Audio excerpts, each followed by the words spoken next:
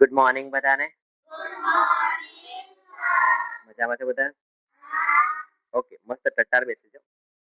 એકવાર તો પહેલા આપણે શું ભણી લીધું એનું જરાક એક રિવિઝન કરી લઈએ અને પછી આપણે આજના ક્લાસની શરૂઆત કરીએ. મતલબ આજનો જે ટોપિક મસ્તનો છે એ આપણે શીખીએ. તો સૌથી પહેલા બેટા આજે આપણે ભણી લીધું વર્ષ વિશે. શેના વિશે ભણી લીધું? વર્ષ વિશે. એટલે સામાન્ય રીતે આપણને ખબર છે ભાઈ એક વર્ષ એટલે શું? તો એક વર્ષ એટલે 365 દિવસ. કેટલા દિવસ બેટા? 365. પણ વર્ષમાં પણ બે ભાગ પડે છે. વર્ષમાં કેટલા ભાગ પડે છે? કયા કયા ભાગ પડે છે? તો જુઓ, એક વર્ષમાં બેટા એક લીપ વર્ષ હોય અને એક બિન લીપ વર્ષ હોય. એક લીપ વર્ષ અને એક બિન લીપ વર્ષને આપણે સામાન્ય વર્ષ પણ કહીએ છીએ. એક લીપ વર્ષ હોય અને એક કયું હોય બેટા? સામાન્ય વર્ષ. રેડી? તો આ લીપ વર્ષમાં કેટલા દિવસ હોય? તો 366 હોય ને બિન લીપ એટલે કે સામાન્ય વર્ષમાં 365 દિવસ હોય. આપણે યાદ રાખવાનું. હમણાં ગયા અઠવાડિયે જ્યારે ટેસ્ટ લીધો ત્યારે ઘણાએ લખ્યું હતું કે લીપ વર્ષમાં કેટલા દિવસ? તો 24 દિવસ. એક બે તો એમ લખ્યું હતું કે લીપ વર્ષમાં કેટલા દિવસ? 144 દિવસ. એક વર્ષના કેટલા દિવસ છે? એક લખ્યું તો 200 દિવસ. એટલે આવું ના થાય એટલા માટે આપણે ધ્યાન એ રાખવાનું છે બેટા કે આપણે આને યાદ રાખવાનું. શું કરવાનું છે આને? રેડી? તો લીપ વર્ષમાં કેટલા દિવસ હોય? તો ભાઈ 366 દિવસ. કેટલા દિવસ બેટા? 300 ને અને સામાન્ય વર્ષમાં કેટલા દિવસ? 365 દિવસ. કેટલા હોય? 300 ને આ આપણે યાદ રાખવાનું. નેક્સ્ટ, આ લીપ વર્ષમાં છે ને બેટા બિન લીપ વર્ષ કરતા એક દિવસ વધારે હોય. એટલે કે આમાં 365 હોય, આમાં 366 હોય. રેડી? આમાં આના કરતા એક દિવસ ઓછો હોય એટલે કે પેલામાં 366 હોય, આમાં 365 હોય. તો લીપ વર્ષમાં 366 અને સામાન્ય વર્ષમાં 300 ને આ આપણે યાદ રાખવાનું. નેક્સ્ટ, આજે લીપ વર્ષ છે બેટા એમાં એક દિવસ કોના કારણે વધારે હોય છે? તો ફેબ્રુઆરી મહિનાના કારણે. કોના કારણે બેટા? કારણ કે લીપ વર્ષમાં ફેબ્રુઆરી મહિનામાં 29 દિવસ હોય. કેટલા દિવસ હોય? ત્યાં નહીં 29 દિવસ હોય. જ્યારે સામાન્ય વર્ષમાં બેટા કેટલા દિવસ હોય? સામાન્ય વર્ષમાં 28 દિવસ હોય. કેટલા દિવસ હોય બેટા? 28. આપણે યાદ રાખવાનું. ઠીક છે? નેક્સ્ટ, ભાઈ દર 4 વર્ષે છે લીપ વર્ષ એક જ વાર આવે બેટા. દર 4 વર્ષે લીપ વર્ષ કેટલી વાર આવે? એક જ વાર. અને જે વર્ષને 4 વડે ભાગી શકાય ને એને કહેવાય લીપ વર્ષ. જે વર્ષને 4 વડે ભાગી શકાય એને કહેવાય લીપ વર્ષ. રેડી બેટા? જેમ કે હાલમાં ચાલે 2026. 2026 ને આપણે 4 વડે ભાગી શકતા નથી એટલે આ લીપ વર્ષ નથી. સમજાય છે? પણ 2027 પછી 2028 આવશે એને આપણે 4 વડે ભાગી શકીએ છીએ એટલે એને કહેવાશે લીપ વર્ષ. એને શું કહેવાશે બેટા? લીપ વર્ષ 4 વર્ષમાં એક વાર આવે. ક્યારે આવે? 4 વર્ષમાં એક વાર. એ આપણે યાદ રાખવાનું છે. ઓકે? તો આને શોર્ટમાં સમજી લઈએ તો ભાઈ એક વર્ષમાં બે પ્રકાર યાદ રાખવાના, લીપ વર્ષ અને સામાન્ય વર્ષ. લીપ વર્ષ અને સામાન્ય વર્ષ. લીપ વર્ષમાં 366 દિવસ હોય તો બિન લીપ વર્ષમાં કેટલા દિવસ હોય?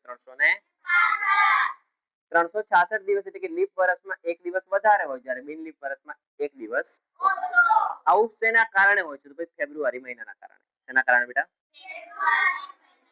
તો સામાન્ય વર્ષમાં ફેબ્રુઆરી મહિનામાં 28 દિવસ હોય જ્યારે લીપ વર્ષમાં ફેબ્રુઆરી મહિનામાં 29 દિવસ હોય. કેટલા દિવસ બેટા? આ લીપ વર્ષ છે ને એ 3 વાર આવે ને ત્યારે સોરી બિન લીપ વર્ષ 3 વાર આવે ને ત્યારે એના પછી ચોથું વર્ષ જે હોય એ લીપ વર્ષનું હોય. એટલે કે દર 4 વર્ષે એક વાર આવે. દર 4 વર્ષે કેટલા વાર આવે બેટા? એક વાર. રેડી? અને આ લીપ વર્ષ હોય તો તમારે 4 વડે ભાગી શકે. પરીક્ષામાં પૂછાય કે 1998 એ લીપ વર્ષ છે કે સામાન્ય વર્ષ છે જણાવો. તમારે 4 વડે ભાગાકાર કરી જોવાનું. જો સેજ 0 આવે તો એને આપણે સમજી લેવાનું ઓકે આ લીપ વર્ષ છે. અને જો કદાચ એવું લાગે કે ભાઈ આનો 4 વડે ભાગ ચાલતો નથી તો એ લીપ વર્ષ નથી. રેડી બેટા? આ આપણે ધ્યાન રાખવાનું છે. એના પછી આપણે મહિના વિશે સમજી લીધું. ભાઈ મહિનાઓ કયા કયા છે? તો મેં મહિનાના પણ બે ભાગ પાડી દીધા બેટા. જેમ વર્ષના બે ભાગ પાડ્યા એમ મહિનાના પણ બે ભાગ પાડી દીધા. જો 30 દિવસ વાળા મહિના અને 31 દિવસ વાળા મહિના. તેના માટે મેં તમને ટ્રીક શીખવાડી દીધી ભાઈ આવી રીતે કે તમારી પહેલા મુઠ્ઠી વાળો. શું કરો બેટા? પહેલા રેડી? પછી અહીંયા મહિના બોલો. January, February, April, May, June, July, August, September, October, November, December. હવે આ જે ડુંગરા ડુંગરા ડુંગરા ડુંગરા છે એ તમારે 31 યાદ રાખવાના અને જે ખાડા ખાડા ખાડા ખાડા છે એને તમારે 30 યાદ રાખવાના. ફેબ્રુઆરી અપવાદ છે, ફેબ્રુઆરીને અલગથી યાદ રાખવાનું 28 કે 29. તો જાન્યુઆરીમાં ઉપર આવે એટલે 31 કહેવાય ને ફેબ્રુઆરીમાં નીચે આવે 28 કે 29. માર્ચમાં 31 અને એપ્રિલમાં 30 આવે. ખાલી એટલું યાદ રાખવાનું કે જુલાઈ ને ઓગસ્ટ અહીંયાથી ગણતા ગણતા આટલું ખાસ ધ્યાન રાખવાનું બેટા.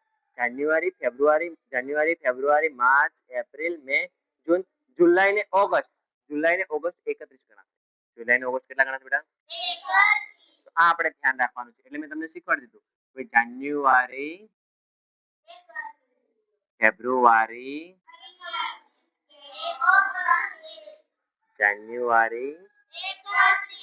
ફેબ્રુઆરી માર્ચ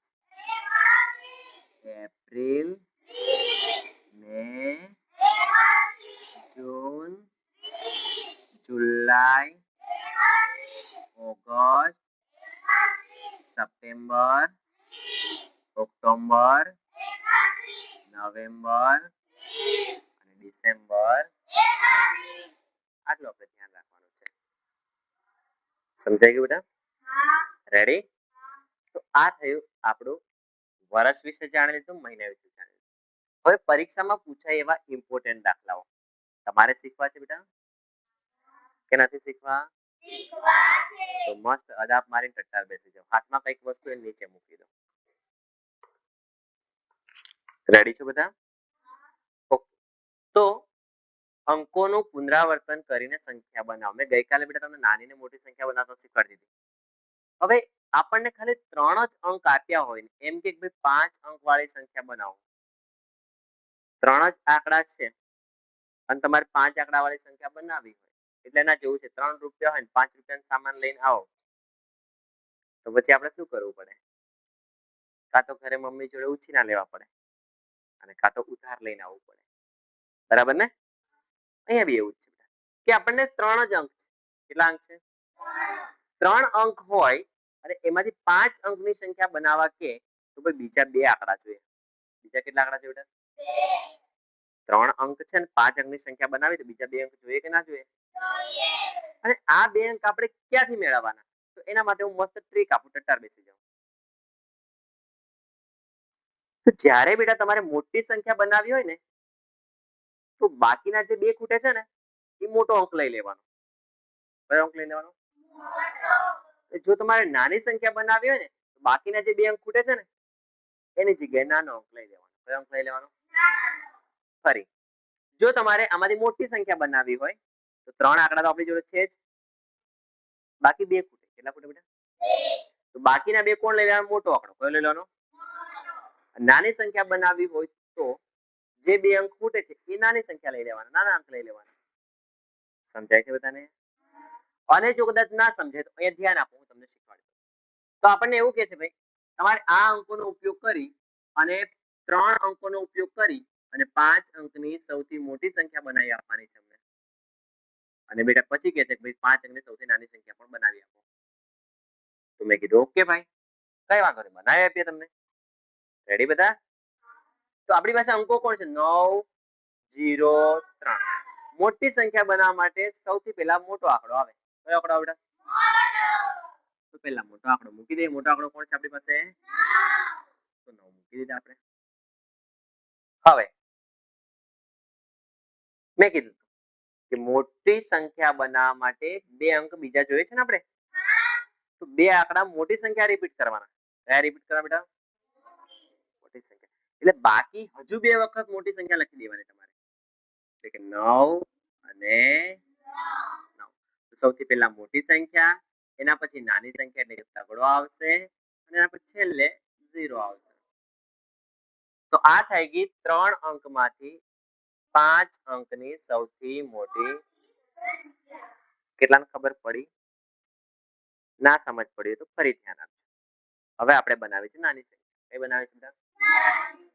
તો નાની સંખ્યા કોણ છે આમાં? સૌથી નાની સંખ્યા તો 0 ને પહેલા લખીશું. ના, નહીં લખાય. 0 ને હંમેશા આગળ લખાય નહીં. 0 ને આગળ લખી દો તો 4 અંકની સંખ્યા બની જાય, કાં તો 2 અંકની સંખ્યા બની જાય. એટલે એવું કરવા નહીં. 0 સિવાય નાના કોણ છે ભાઈ? 3. કોણ છે બેટા? 3. તો 3 ને પહેલા લખવાના, 3 ને હવે 3 ને રિપીટ કરવાના કે 0 ને રિપીટ કરવાના? 3 ને નહીં બેટા, સૌથી નાની સંખ્યા કોને? સૌથી તો સૌથી નાની સંખ્યા કોણ છે? 0. કોણ છે બેટા? તો પહેલા આ 0 તો લખી દીધા. સૌથી નાની સંખ્યા એક વાર તો આપણને આપેલી છે, પણ બીજા બે અંક ખૂટે છે ને, તો હજુ બે વાર 0 ને લખવાના. કોને લખવાના બેટા? હજુ બે વાર 0 લખીએ, 1 અને 2. 3 દેખો, જે સંખ્યા રિપીટ કરવાની હોય 3 વાર આવે. જે સંખ્યા રિપીટ કરવાની હોય નાની ને મોટી સંખ્યા 3 વાર આવે. કેટલી વાર આવે બેટા? 3. તો 3 વાર આવી ગયા. હવે બાકી કોણ રહ્યા? 9. કોણ રહ્યા? 9. તો આ બની ગઈ બેટા આપણી 3 અંકમાંથી 5 અંકની સૌથી નાની સંખ્યા. કેટલા સમજાયું? Okay, next. આમાં કદાચ ઓછી ખબર પડી તો હજુ ધ્યાન આપો, હમણાં તમને આવડી જશે. 1 2 3 4 6 0 4 2 આપ્યા છે ને આપણને કહે છે ભાઈ એમાંથી 1 2 3 4 ને 5 અંકની આપણે આમને પણ બેટા આપણે 5 અંકની સૌથી મોટી સંખ્યા બનાવી આપવાની છે, અને એમને પણ આપણે 5 અંકની સૌથી નાની, મતલબ 4 અંકમાં. હવે 4 આંકડા છે, પહેલા 3 આંકડા હતા ને, તો આપણે મોટી સંખ્યા બે વાર વધારે લેવી પડતી હતી. હવે 4 આંકડા છે તો હજુ એક વાર લેવી પડશે. કેટલી વાર લેવી પડશે બેટા? એક વાર. એટલે જો સૌથી પહેલા મોટી સંખ્યા બનાવવા માટે પહેલા લખવાનો મોટો આંકડો. કયો લખવાનો બેટા? તો મોટું કોણ છે આમાં? 6. કોણ છે? તો 6 ને આપણે પહેલા લખી દઈએ. રેડી?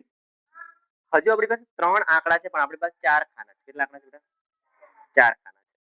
4 ખાના છે ને 3 અંકો છે, મતલબ હજુ એક અંકની જરૂર પડશે. તો કોને રિપીટ કરવાનો?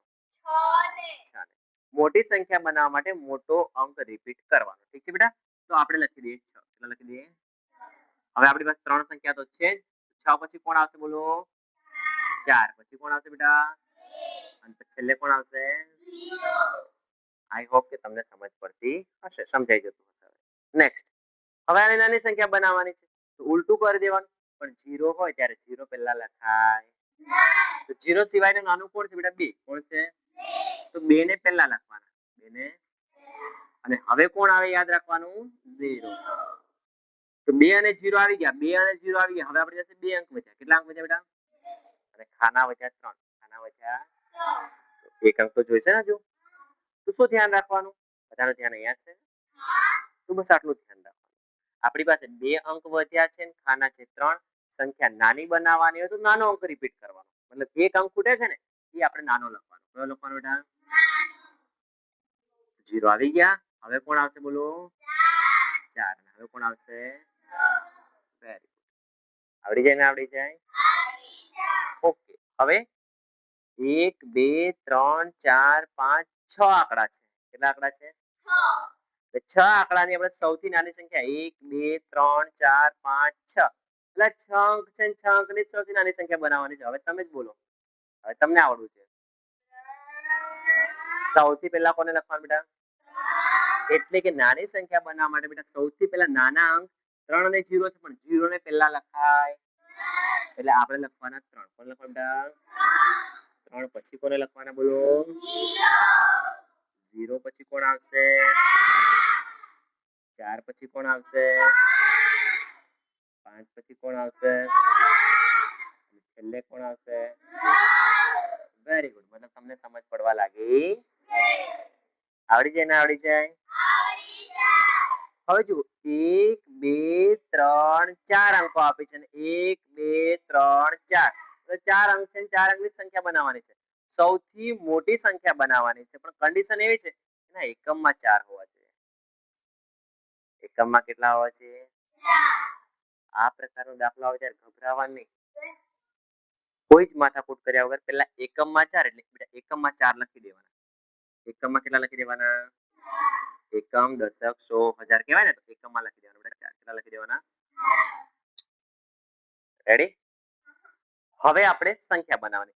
નાની બનાવવાની છે, મોટી તો મોટી. કોણ બનાવવાની બેટા? તો મોટીમાં પહેલા કયો અંક આવે? મોટો. કયો આવે બેટા?